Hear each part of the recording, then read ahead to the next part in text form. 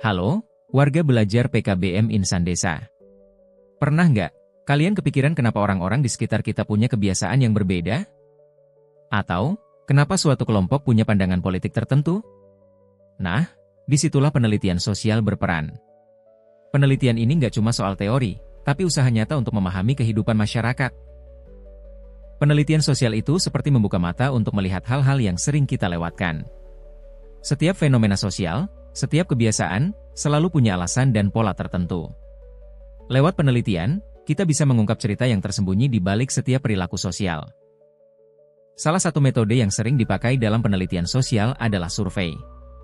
Dengan survei, peneliti bisa menjangkau banyak orang dalam waktu singkat. Hasilnya bisa mengungkap tren atau pola pandangan yang sebelumnya nggak terlihat.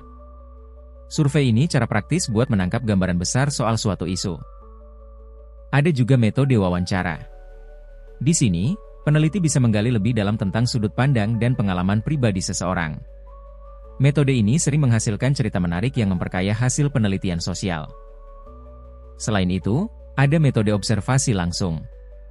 Di sini, peneliti menyelam langsung ke dalam situasi nyata, mengamati perilaku dan interaksi sosial. Observasi ini berguna buat menangkap hal-hal kecil yang mungkin nggak akan terungkap lewat survei atau wawancara. Hasil penelitian sosial biasanya dituangkan dalam bentuk laporan atau jurnal, tapi bukan cuma buat akademisi.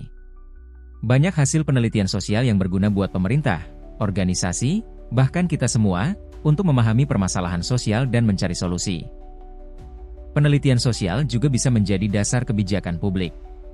Dengan data yang akurat, pemerintah bisa bikin kebijakan yang sesuai dengan kebutuhan masyarakat. Misalnya, penelitian tentang kemiskinan atau pendidikan bisa jadi panduan dalam menyusun program sosial.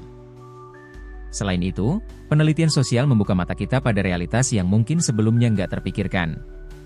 Misalnya, lewat penelitian sosial, kita jadi tahu kenapa ada kesenjangan ekonomi atau kenapa orang terdorong melakukan perubahan sosial. Penelitian sosial juga ngajarin kita soal keberagaman budaya dan sudut pandang. Setiap masyarakat punya kebiasaan dan cara pandang unik yang penting buat dipahami. Lewat penelitian sosial, kita bisa lebih menghargai perbedaan yang ada.